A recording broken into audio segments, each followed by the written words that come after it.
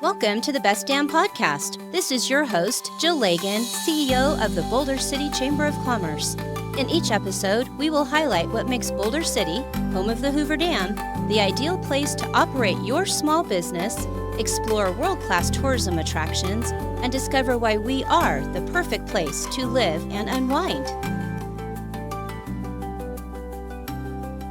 We are joined, listeners and viewers, today with the most wonderful Lieutenant Governor Stavros Anthony. Thank you so much for being with us. We sure appreciate you. And thanks for thinking about Boulder City. We appreciate that.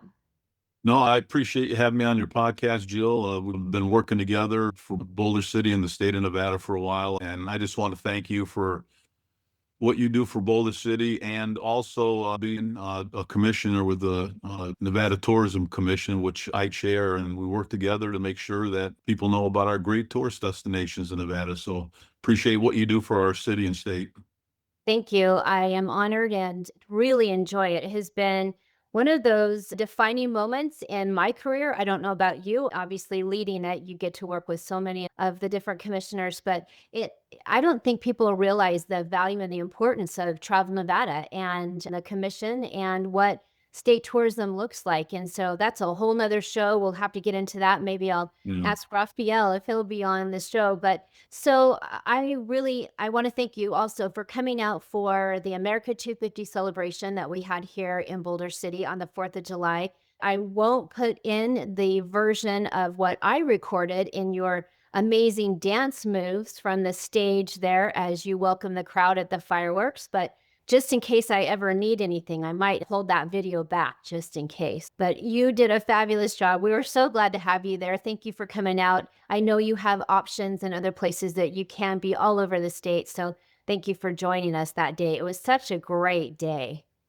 It actually was. I mean, we're talking about the 4th of July, and especially the 4th of July, because it was our 250th anniversary, and I started the day in Summerlin with the Summerlin Parade, which is a very big patriotic 250th anniversary parade. There must have been 40,000 people in Summerlin, and that was one of the first floats in there, and it was just great to see so many people out there waving the American flag and, just being proud to be Americans. And it was a lot of fun. And then I had a few smaller events during the day, and then it culminated in one of the best fireworks shows I've ever seen in Boulder City at Veterans Park. And I don't know how many people were out there, but there must have been 5,000 people out there, and everybody was having a great time. And you guys put on a great party in Boulder City. People were just dancing, and again, proud to be Americans, proud to be Nevadans. And I got up on stage, and before I gave my speech, somehow you all got me to do little dance moves here and there. I haven't actually seen the video to see what it looks like, but if you think I did a good job, then I guess I did. You did. It was awesome. We sure appreciate you. The crowd loved it.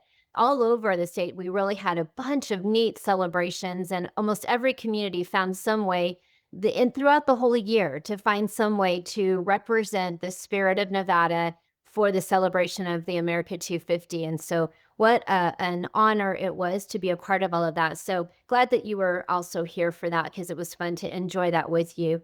So I know you've had a long history, a long career history of serving the state, the community, especially here in Clark County. With your retirement from Metro, was there a defining moment after that, or what was it that you realized it's time for me to extend my service and now go into the political realm? And was there something that kind of defined that for you?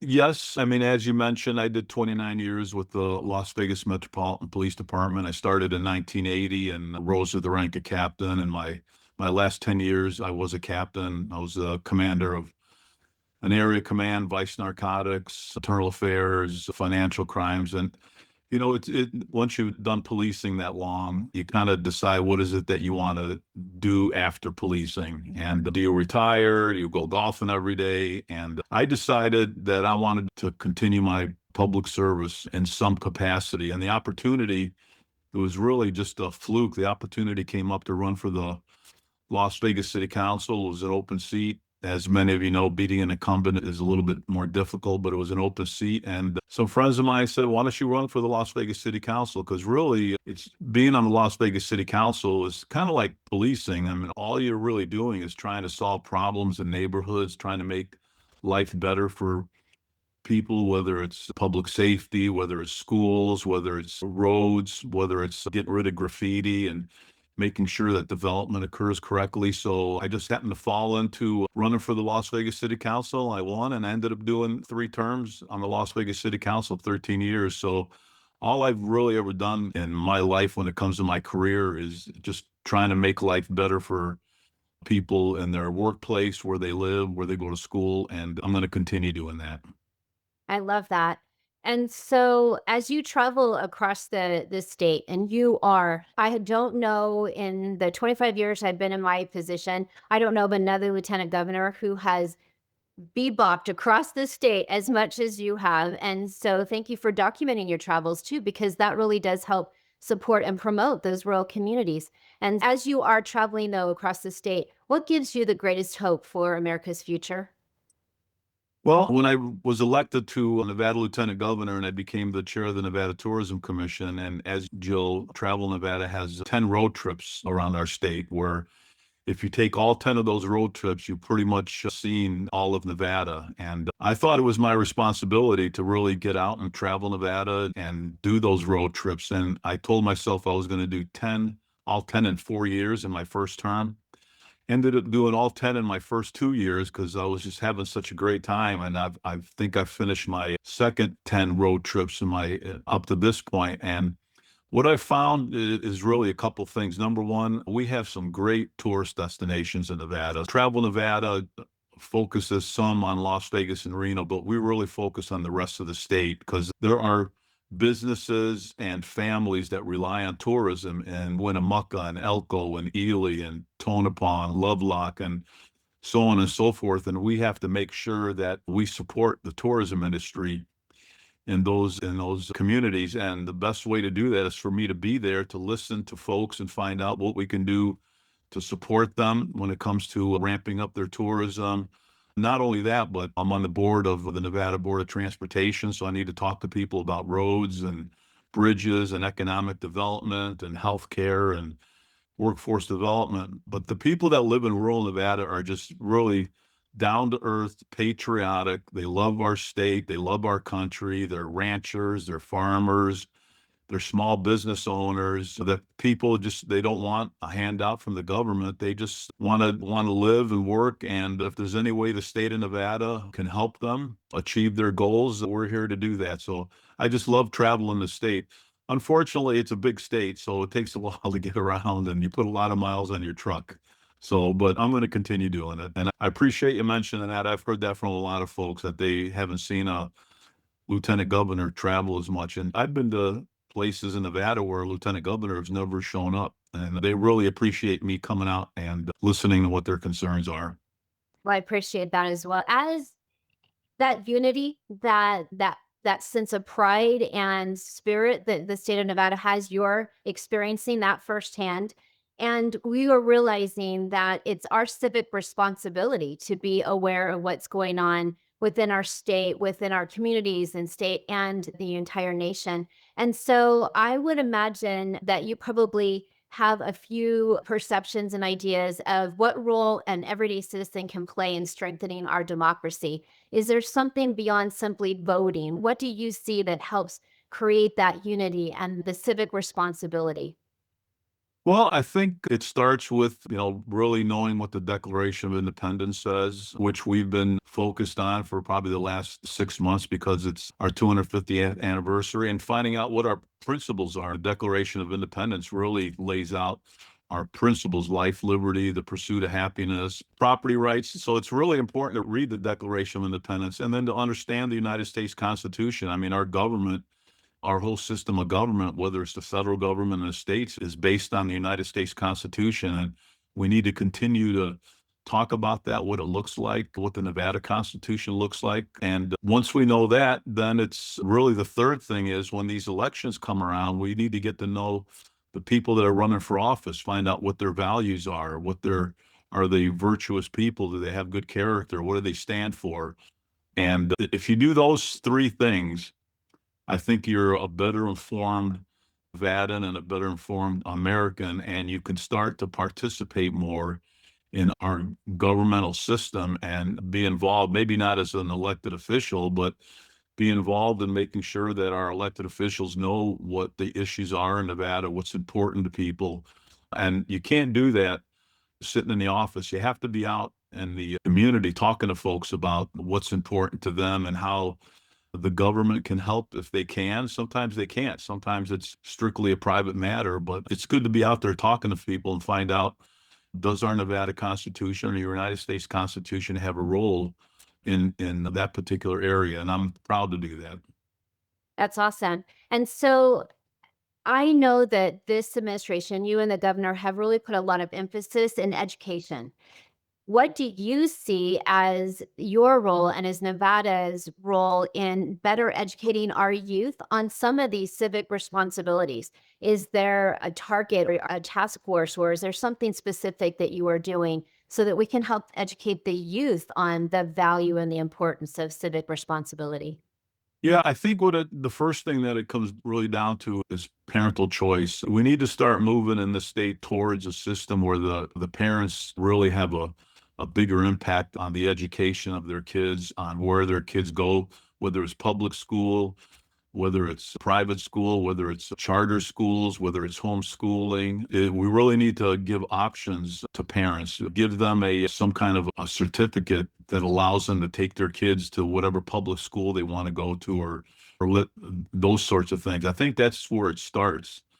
For example, I don't know, maybe 15 years ago, I was one of the founding board members of what was called the Founders Academy, which was based on Hillsdale College. And if you look at I'd encourage your viewers to look up the Hillsdale College curriculum. They're located in Michigan. They don't take any federal funding because they don't want any input from the federal government. And they really focus a lot of their curriculum on the history of America, on the Constitution, on the Declaration of Independence, on the history of our government. And I think if we did more of that, we would have a better informed citizenry. In fact, the Founders Academy is now, we started it out for like 3 grades. Now it's all the way up to high school, and there's a huge waiting list to get in there. So we need to do more of that sort of thing to allow our parents to have better options when it comes to education. And when you do that, you start to focus the curriculum on things that are important, especially what I believe is important is the history of our country, because we can use that to develop the future of our country. I love it. Thank you so much. And as a proud supporter of Hillsdale, I'm fully aware of the program. My daughter competes at that particular location. They have a new range there, and they truly do understand and believe in educating our citizenry. So thank you for sharing that. And I will check more into Founders Academy. I don't know much about that. So, Boulder City is the proud home of so many veterans programs, the Veterans Home, the Veterans Cemetery. And I know that this is one of those key areas that you really want to also stay focused on. And so, Nevada being home to so many active duty military members and veterans, what have they taught you about service and sacrifice and how we can better honor them? Yeah, well, let's start with the Department of Veteran Services, which is a Nevada department that is there to provide as many services as we can for our veterans. As you mentioned, that department is involved with the Veterans Home in Boulder City, which is an absolutely wonderful facility where some of our veterans can be taken care of in their elderly years, or if they have disabilities. We have one of the best veteran cemeteries in the country in Boulder City, and also one up in Fernley. And we have some absolutely remarkable events when it comes to supporting our Veterans Day and remembering those who lost their lives during Memorial Day. We have ceremonies at both our cemeteries here in Nevada. We have the largest veterans parade west of the Mississippi in downtown Las Vegas, events all over the state. And when you do that, you get to talk to veterans from all over the state. You get to talk to active military all over the state. You get to talk to the families that have lost loved ones that were in the military. And you find out that these are just great Americans that love this country, that love this state, and we're here to provide whatever services that we can provide them, whether it's housing, medical care, workforce development, just recognizing what they've done, the sacrifices that they've been through. And I'll tell you, Nevada's a military family. We really, it's something important to us. We have Nellis Air Force Base, Creech Air Force Base, the largest Army depot in Hawthorne. We have Top Gun up in Fallon, and we have the Nevada National Guard. We are a state that supports our active military, our veterans, and recognize those that have made the ultimate sacrifice. Yes, we love our hometown heroes, and so thank you for recognizing and better supporting them as well. I know that we know a little bit about you. We know that you came from law enforcement and then also served on different city councils. But I'd like to know a little bit more about who you are. What book are you reading right now? Well, actually, about a year ago, I decided that I was going to read at least one, maybe two books on every president that's ever been president of the United States. And I've successfully done that a couple of months ago. I've read every single book on every president in America.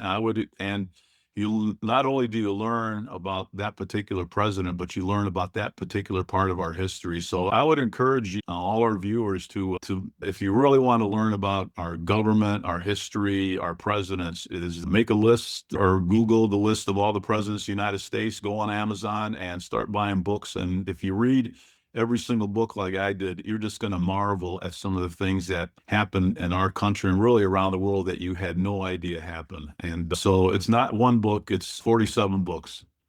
Wow. Actually, it's a couple more than that because a couple of presidents I was so fascinated with, I bought a few other books to finish it. But I did that in about a year. So, yep. That's impressive. So who is your favorite? Boy, my favorite was probably John Adams. I mean, he had such a major impact on the Declaration of Independence, on the Revolution, on the writing of the Constitution. He was a president. He just had his hands in so much that changed the course of the world, changed the course of the colonies, that developed our country, and really had an impact on the next 250 years. So it was probably one of the more interesting ones, and the one that really had one of the biggest impacts.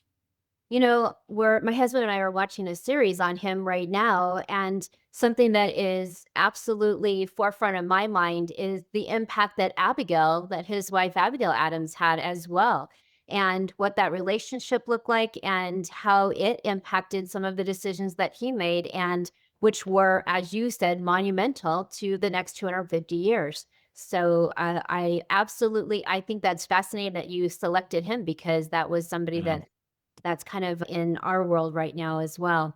Well, yeah. thank you for sharing that. So I am sure you came from some amazing parents. Is there a life lesson that they left you with that you still carry towards everything you think of in the day?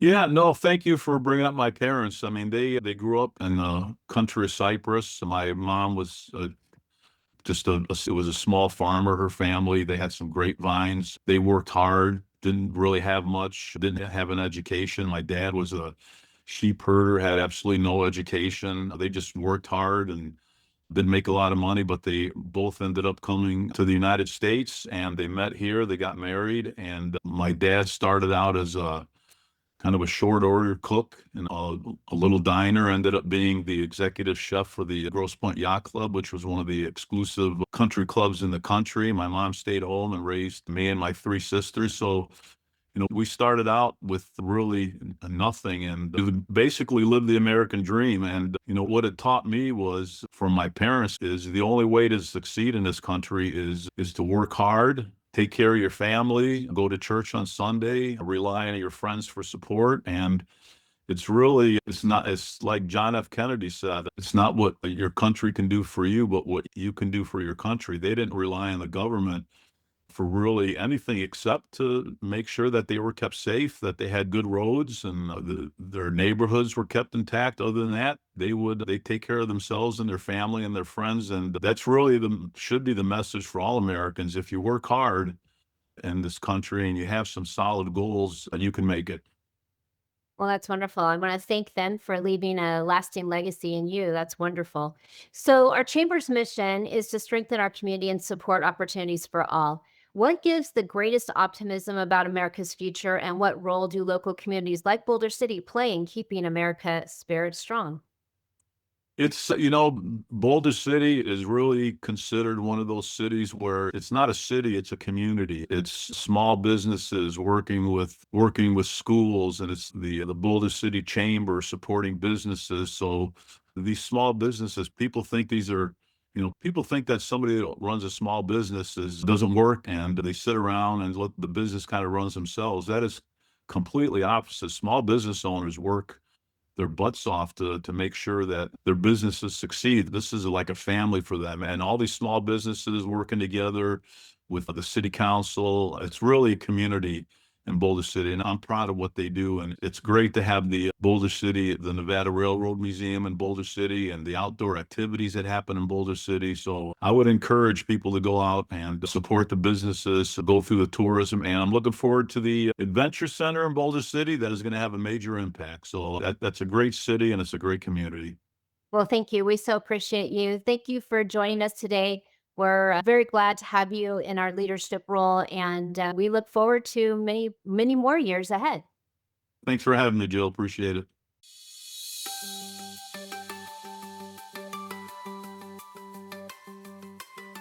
This episode of the Best Damn Podcast has been a production of the Boulder City Chamber of Commerce. Please check out all the links and social media handles on our website as well at bouldercitychamber.com. You can find the Best Damn Podcast on all your favorite podcast directories. Like us and share on Facebook, Instagram, and Twitter. Until next time, discover, explore, and unwind in Boulder City.